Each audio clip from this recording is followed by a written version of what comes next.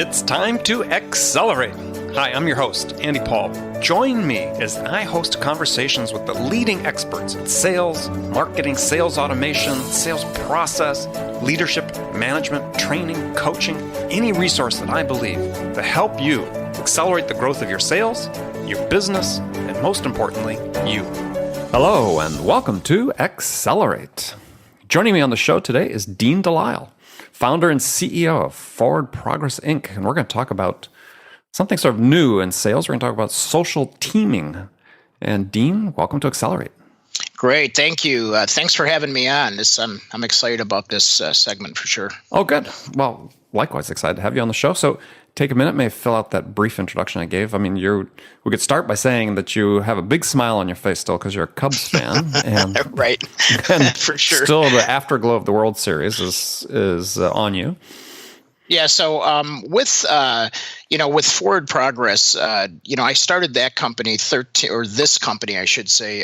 years ago, and we've always been rocking it and been thought leaders in the digital space. However, I always saw a need wherever I've always been in technology my whole life, and always found a need where whatever you do with technology and with people, that there needs to be an element of education that goes with that. In fact, I noticed on your site you have training, online training and education, and it's just such a big part. And especially when digital and social media came out, I was like, well, man, people, this stuff is changing like every minute. People need a source. They need a mechanism by which they can learn and figure things out. And so what we did is we generated another brand called Social Jack, which is at socialjack.com. And there's hundreds of classes, and there's coaching sessions, and there's thought leaders that come on with us. And so we created this environment in our own social network so that our clients and people had a place to go so that they could learn. And so we generated that. And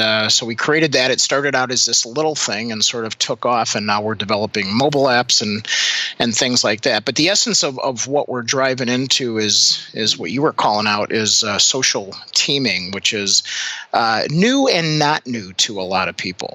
Sure. Well, I mean, let's sort of start there, and then we can break it down. So, sure. Let's start with social selling, because it's sort of the heart of what you talk about. Is so, in your mind, what's the biggest myth about social selling?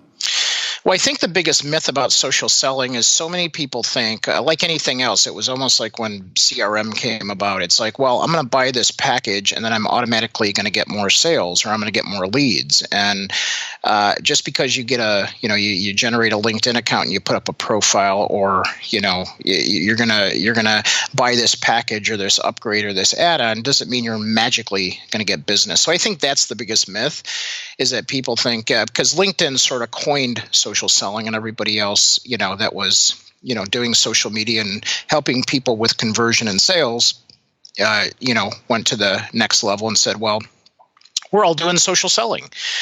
And so, and I'm guilty as such, I labeled my stuff that way. And so it was, the biggest myth is that you can buy something or you can log into something and then you're automatically going to get sales. And it just doesn't work that way. No, rarely works that way. Or else you and I would be busy just logging in and getting sales. Yes, that's right. There'd be no need for the show. We'd be calling it the login show. Right, instead of Accelerate. So we'd all be concerned about carpal tunnel. So, okay. So you really sort of turn things a little bit on its head in a lot of what you talk about is that you focus on, instead of social selling, you talk about social buying. And this is you don't hear people really talk about social buying. And I think it's a great thing to spend some time on, is because, there is a flip side to social selling. it's not even really the opposite side of the coin. It's almost like a different coin altogether. And you had some research you cite that I thought was really interesting we should go into. I mean, you talk about 75% of execs, let's start with 75% of execs that make purchase decisions use social media as a resource. Right. So, so there's been a lot of these studies done, and we've been in the B2B space, forever. And so what happens, we actually I always like to say back in the day, now I give my age away, right? So back in the day, I had coined a term called opportunistic positioning, and it really is about what, social buying is. It means that we have something to sell. You have something to sell. Everybody that's listening has something to sell. And then there's ideal buyers on the other side of the coin. And really what matters is, what does the buyer want to buy? Exactly. And what people do inevitably, which is always a sort of a pet peeve of mine, is that they talk about their product and themselves and what they have, and it's just, there's no matchup or regard for those buyers. And what we've always worked hard is, even before social networks, is about having people connect to enough people around them so that they could find out who was buying what they had and make sure they were speaking in a language that the buyer understood. And I know that may have sound complex, but it's really, at its core simplicity, is what social buying is. It's people that are connected, that trust others to make recommendations, and they are looking for something. And so instead of picking up the phone and saying, who do you recommend, who do you recommend, now people are going on to social media and searching for somebody and saying, Steve Smith is connected to Bob Jones, and connected to Stacy over here, and I know these people. I'm going to ask them about this product or this service and see if it's a good trusted source. And that's really the essence of social buying, is really trusting your network, utilizing social networks or people within your network. You don't even have to go online to actually have it work, and getting a strong recommendation, because people don't give out bad recommendations. Otherwise, they become a bad source and people will stop going to them. Well, yeah, let's sort of qualify the bad recommendations. The bad recommendations that are faulty, as opposed to saying bad things about vendors. Hopefully, if they had a bad experience with a vendor, they would give a bad recommendation. Or I guess that's not a recommendation. I guess it's an oxymoron to say a bad recommendation. But yeah, I mean, people have their own reputation to worry about. But I thought it was interesting. You were citing again the research that this thing I think that most sellers really don't focus on is, they only think about the social from the aspect of making their connections to start their conversations, and they're not thinking about the conversations that their customers are having. And that it seems like, based on, I think it was IDC was saying, that a lot of this research that the buyer decision makers doing really are coming later in the sales cycle. Well, right. And what they're doing is they're validating. So what we found, and again, this goes as far back as I can remember. I don't know if you remember the saying, you can't go wrong, or you can't lose your job by buying IBM. That used to be the thing back. I was victimized by that numerous times. Victimized. So what we're saying is that person that you're providing your whatever to, their job is on the line. Even if they're a business owner, their reputation for making good or bad decision is on the line. And so what we found is we found that, even if there's a vetting process and a vendor shootout and whatever it is that's getting bought or sold in corporate America, right at the very end, people are still doing that final validation of like, well, who am I really going to work with? And so what they're doing is they're taking and we see this because we coach our clients to do it, is they will take the people within the company that are going to be on the project or on the product, and they will actually use their social network to make that final decision. If it comes down to 2 or 3 vendors, they're like, well, how are we connected? And are these good, reliable sources? And then see who they're connected to, and they'll validate it, And so it's not just, based on a great website or great content. It's also about having great people connected to the next deal. Right. And you're also making the point that it seems to be, the research pointing out that the purchase decision makers that are really active and social actually carry more influence within their companies. Without a doubt. And we even see it on the career side. So as we provide courses and training and coaching around social selling, but also career advancement, which is almost identical. And as we're coaching, whether it's our university students or it's professionals, and they want to get promoted within the company, you're now starting to see social business and social cultures affect this. And what people are finding is when they do that final vetting or that final search, they, historically would go outside to their professional friends that they would find or other people at their peer level and say, what do you think about this group? What do you think about this company? I see that you're connected connected to so-and-so and do that as an external process. And now because, people are becoming more of a knitted culture socially, they're now starting to able to go inside and walk down the hall and say, hey, I saw you're connected to this company or you're connected to these people. What do you think? We're thinking about making a buying decision here. So you're starting to see that where it used to be external and now it's internal. I mean, it makes a lot of sense for obviously for hires, and that's seems fairly straightforward. But that's sort of interesting. You're seeing that more now on internal purchase decisions, where you're checking your social network internal. Right. It makes a lot of sense, though. I mean, it's for years companies have tried to sort of inventory skill sets, right? Skill sets and resources of employees, excuse me. But now LinkedIn basically has done that for them, is what you're saying. Absolutely. And it's not just for product. It's like you said, it's for hiring people too. It's a great recruiting source and it creates a stronger team, culture and structure within the company. Mm-hmm. All right. Well, let's talk then about selling, social teaming, which, right. And I hadn't really heard the term before becoming familiar with you and what you were doing. So maybe explain to people what social teaming is.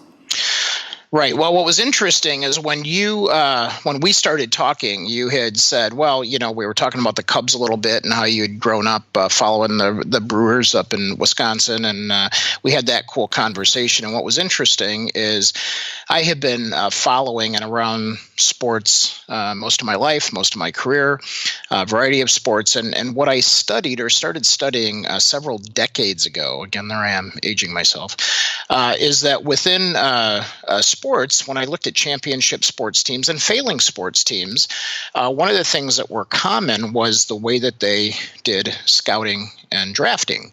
And the process actually changed the outcome of the season based on them getting good players. And it wasn't just talent, but it was character, it was camaraderie, it was people that behavioral, it was way beyond just the skill level. They also had to find a good match to put that team together so that it behaved and performed well together. And that's what the Cubs had this year that was sort of unique to them. And Theo had brought that from Boston, which they had there, which he also won that World Series. So when you start looking at patterns, and back then we had studied I had access to the Chicago Bulls, the Blackhawks, the Bears when they were good, the Cubs when they were bad. You don't want their data just when they're good. You want the data when they're bad too. Yeah, right, exactly, because there's evidence there, and you can see it by the players that last, or once you bring them on, there's things. And so the scouts would do this whole vetting process of having an ideal profile, not just based on talent, but based on characteristics. In fact, if nobody's seen it, the movie Draft Day actually talks about that. They're like, there's that thing, that's something. Everybody has that thing. They're always looking for like the weak side and the strong side, and is that going to fit in our culture? Well, from a simplistic standpoint, what we did is we said, well, when and we taught this way before social networks came out, but we would have people assemble a team because it would make it fun. We would say a team. Okay, a team for what purpose though? Yes. Okay. So let's go into that. So and we dealt with a lot of entrepreneurial CEOs in the day, and CEOs that are entrepreneurial still have to sell and operate their company. And so it was like, well, what's the easiest way for a CEO to sell, spend the least amount of time, still generate sales, and keep his business running? Well, that comes from referrals, people referring business to you. So then we developed a system whereby which a CEO that wants to sell, or this is really any sales professional, wants to sell, they generate a team. And so we have them form a team based on who do they currently know that would help them bring business, but they were also in a relationship with. It was a good relationship. There was trust. There was reciprocity. We could score the relationship. We came up with a scoring system. And so we would have them build their top 5, and their team would be starters, just like starters on a baseball team. And these are external to their company. These are external to their company. These are, well, you could have an internal ally in your top 5, but unless you're team selling or depending on the type of the company, it may or may not work out. So, okay. Just to get back to the beginning. So the purpose of the team is to be able to generate business through primarily referrals, let's say, though it doesn't necessarily exclusively have to be referrals. Right. Okay. And also have a level of relationship. The things in common, things that beliefs, maybe similar belief systems, and that person would also have a network that would make sense for you to put them on your team, and you could help them out. There'd be reciprocity involved where you would help them and they would help you. So a team member is really a stronger relationship than maybe leads that you call or leads that you follow up on, right? So it's like, and what's interesting is when we start talking to people like this, and we'll have them in workshops, and we'll say, well, who's your top 5? And then we start drilling into it, and they're like, man, I need a new lineup. I need a new top 5, because we'll have them open their email and open their phone and say, well, who are you spending most of your time with? And most people, like 92% of the people, are actually spending the majority of their time with the wrong relationships to actually generate this high-performing team around them. Does that make sense? It does. It does. Yeah, and so we called the next 10. So you have your top 5 starters, and your next team when the starters aren't performing, like in the I don't know who knows the Bulls, off the show here, but it's like when we had these days no one knows the Bulls. So. Yeah, right, exactly. Thank you. That's my point. Jimmy Butler. That's it.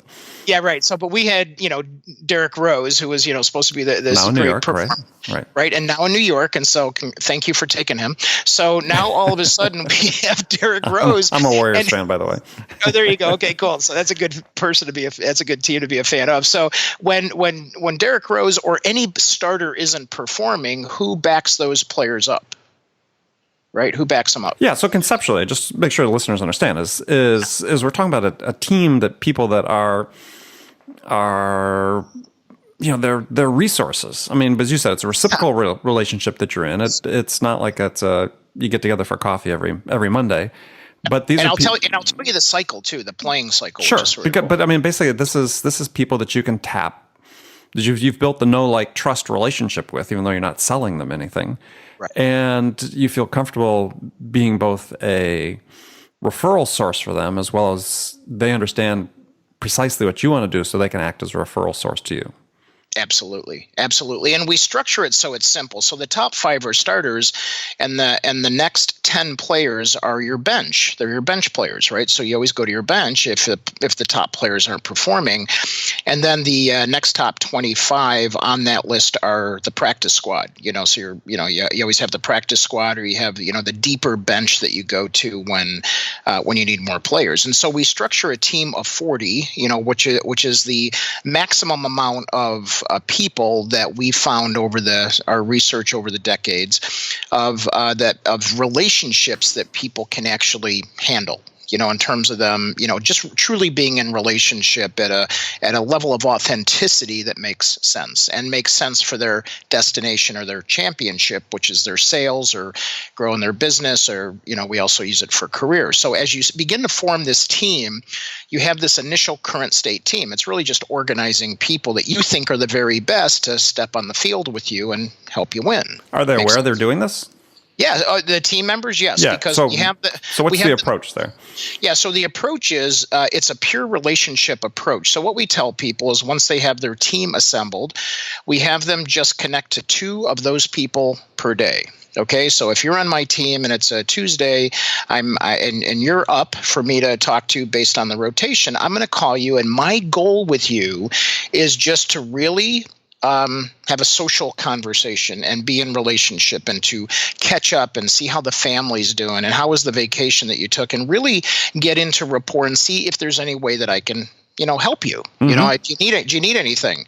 And then you build that relationship, and we have relationship scoring so that if you're a 1-2, 0-1-2, you want to get that relationship up to a 3-4, and we have a peak level relationship at 5, which means, whenever we pick up the phone, it's like we no matter how long it's been, it's like we just talked the day before. We're like that connected.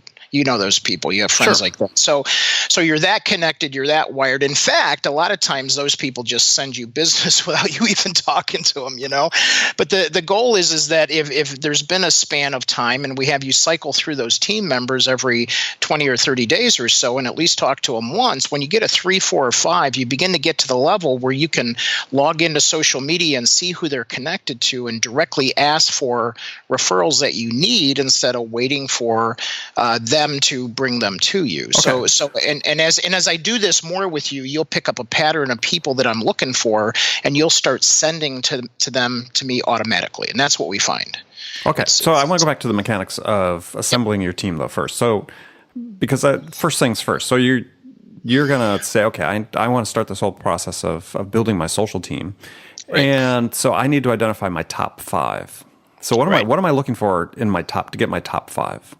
Right. Well, you have a business, so let's play with you. So you have a business, and you're looking to always grow your business, as we all are, and so who around you, whether you're looking for sponsorships for your show or you're looking for new clients, based on what your outcome is for how you're growing your business. Who's the best person on your team? Who's your starter? Who's your best player? And you start with that person. When you think about it and you're like, well, that person is great. They give me referrals all the time. I actually help them get business. We have a high level of trust. We know just about everything about each other, and we like each other because we have these things in common, or these beliefs in common. And that's why we are so connected. Maybe it's through sports, maybe it's through family, maybe it's through other things that you have in social traits, character traits that you have in common. And so you have this person that's your number one player, and then we have you compare every player to that player and build a really strong starting lineup. And so what you're doing is you're profiling what an ideal player looks like, and we have a process in our coaching and training that we take people through that very process, to do that. And it's simple because, as long as that person is a high performing person on your team, and most people always have one unless they're just starting out, and we help them do that. We go through their inventory of people and help them, find the very best one. And now you start comparing people to that, and you have a really good starting 5 lineup. And where people find the challenge is that they find that they don't have a lot of depth, sometimes not even enough to either round out the top 5 or get to the top 10. And so then what we do is we take them into the scouting process, just like what the sports teams do. So you want to know what the scouting process is? Well, yeah, before we jump into that though, is so you've identified your top 5 suddenly you're saying you specify a certain frequency of contact with them. Yep. So I sound like weekly, typically. Or No. It would be every 20. Well, you have 40 people ideally on your team, so it'd be every 20 days or so. If you're doing a 5-day week, you're cycling them through 20. So everybody on the team, whether they're the top 5 or whatever, get the same number of contact.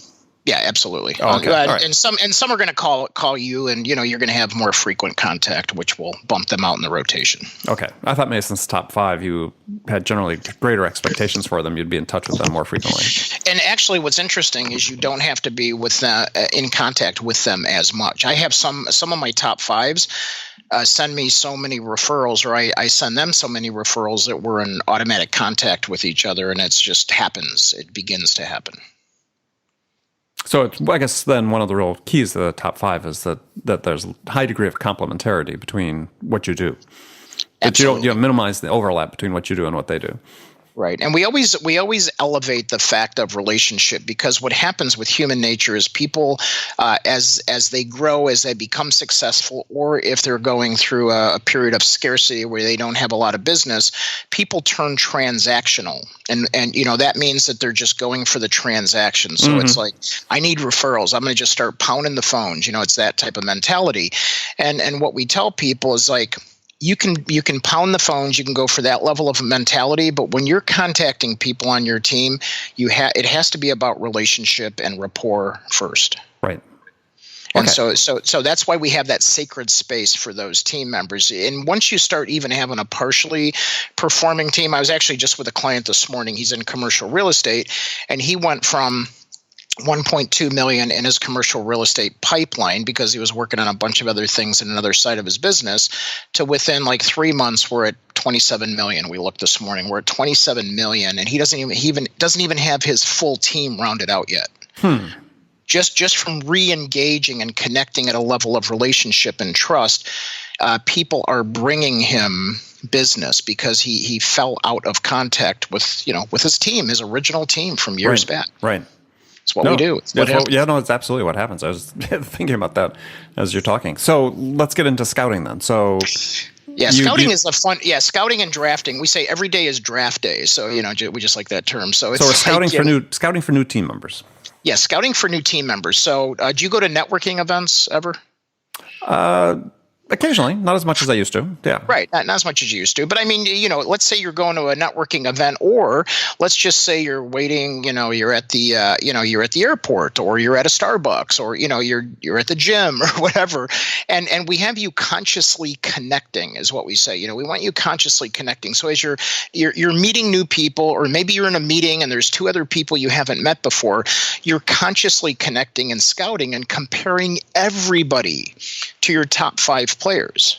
It's that easy. So as you meet somebody, you're really in the question as you're talking to them and meeting them. And it may take you a time to pull away, and go look at their LinkedIn profile or their other social networks and say, could this be my next starter? And you're comparing everyone to your starting lineup. And once you consciously connect and do that, it is amazing the people that you discover. Because what will happen is people go to a networking event and they come back with like 10 business cards, like they hit the jackpot, like they won the lotto. And they're looking at them and all they are is a pile of cards. There's no relationships in there. But have you considered who's the one? Mm-hmm.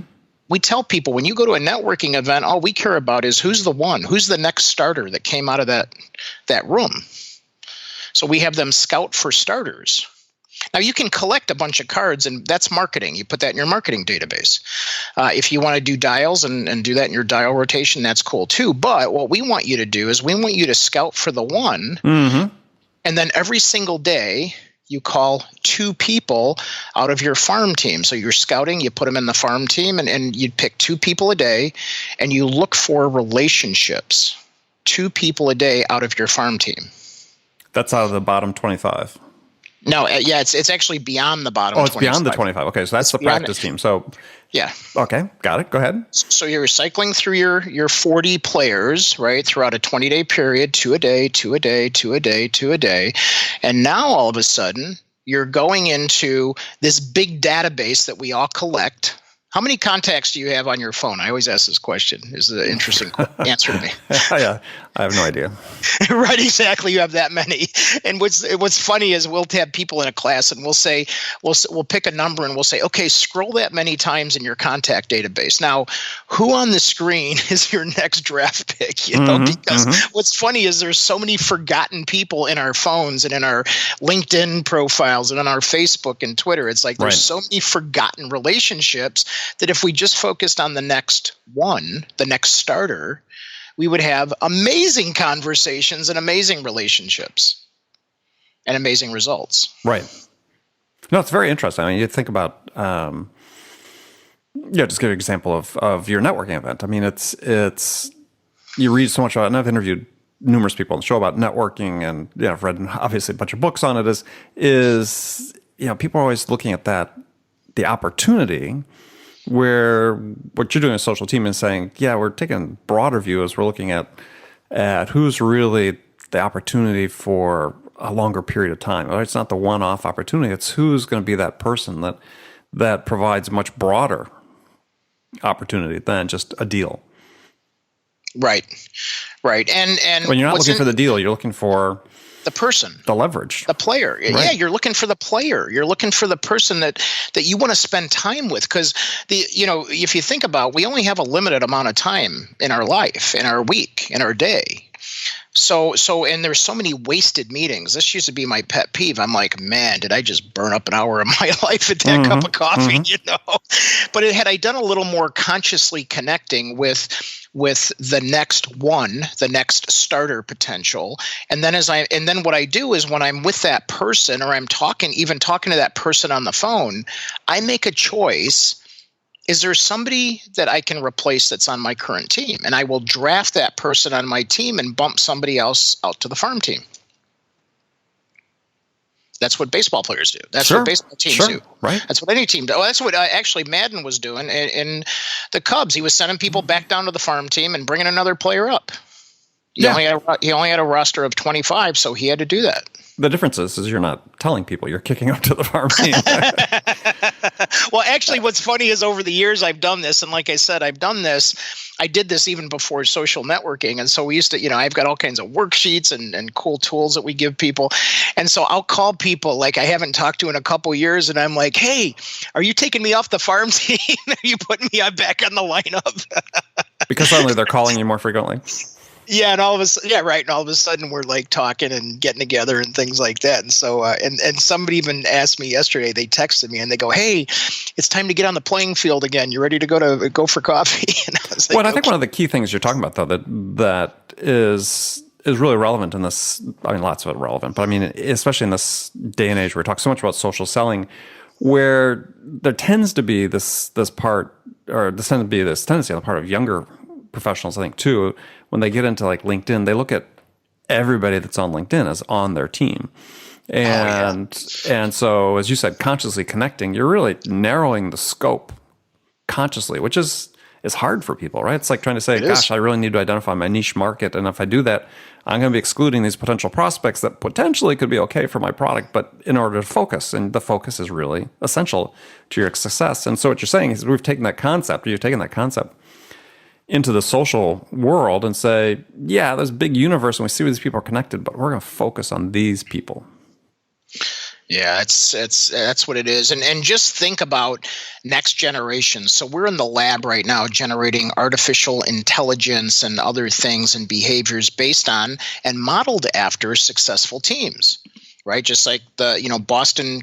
Well, actually, I think it was Oakland created it, and then Boston adopted it, and now the Cubs adopted it. Just use the baseball analogy. Sure. And so let's say you're going to school to be a computer engineer, and you're like, I want to be a senior level engineer at Dell. Well, as we begin to collect patterns and characteristics of teams and people that are in the network, we can begin to profile who the ideal starters or the ideal teammates should be for almost any position or any type of sales role in any industry. As we collect data, massive amounts of data on social teams, we can begin to aggregate that and tell you. And now, we're already doing this in universities and schools for career. We go in and we're teaching people this stuff. But just imagine the cool part that if you wanted to, I don't know if you've ever done fantasy football or fantasy baseball or anything else, but it's like, you could build your fantasy team. Say, what if I wanted to own a chocolate factory? What would I have to do with my current network and who could get me there, or whatever it is you want to change or you want to do. Mm-hmm. And when we have people that change careers or change sales products or change whatever, we're like, then you want to consciously now take your current team and now go draft a new team out of that current team, and begin down that path and do the scouting and drafting process. And now just think of that automated in the palm of your hand. So we're in the process of developing a mobile app with the artificial intelligence and a relationship engine so that you can begin to pick up on those patterns, and it can learn as it goes and make recommendations for you throughout your social network. Very cool. Very cool. Very cool. But right now it's all manual. You got to take the classes, the classes and training. So it's not quite built yet. Well, yeah, but it's coming.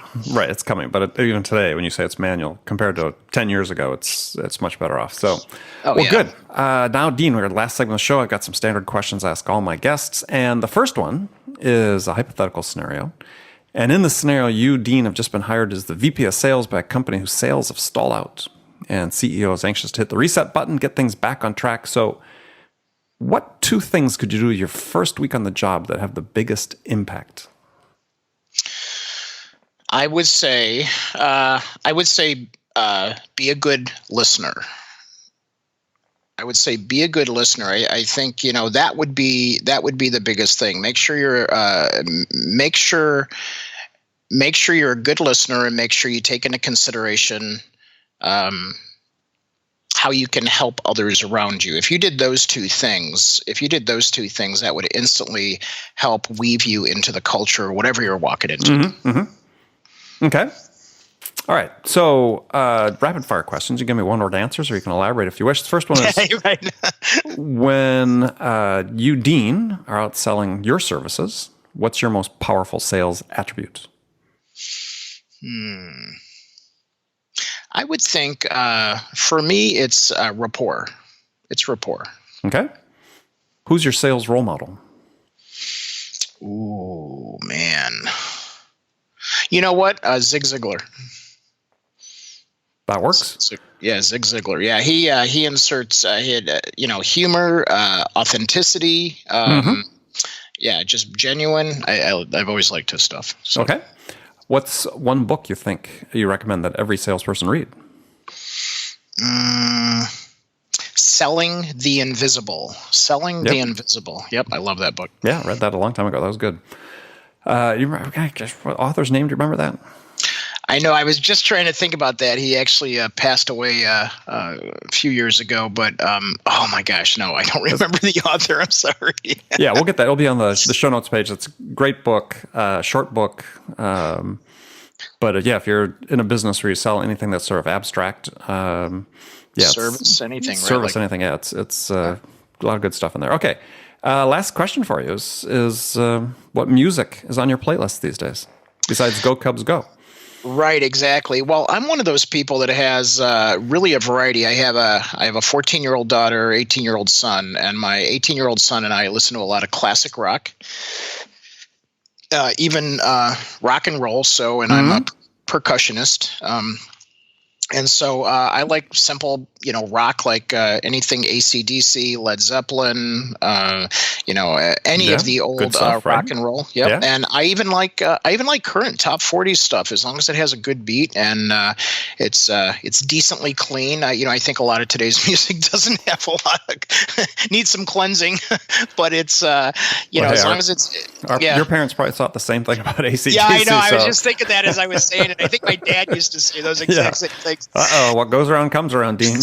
Right. And so so I like good old fashioned rock and roll, and I even like some a lot of the top 40s that are just dance music. So good stuff. All right, well, Dean, thanks for being on the show today.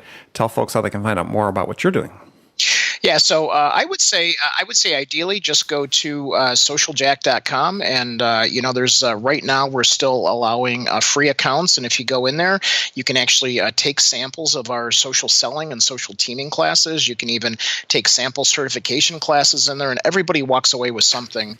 And there's over 200 classes that you can access for free, and we always want to welcome people to go in there. And if you learn something from us, we want you to do two things. We want you to teach it to somebody else, and we want you to come back for more. And it's really that simple. So I like to offer that. Well, good. Well, thanks very much for being on the show.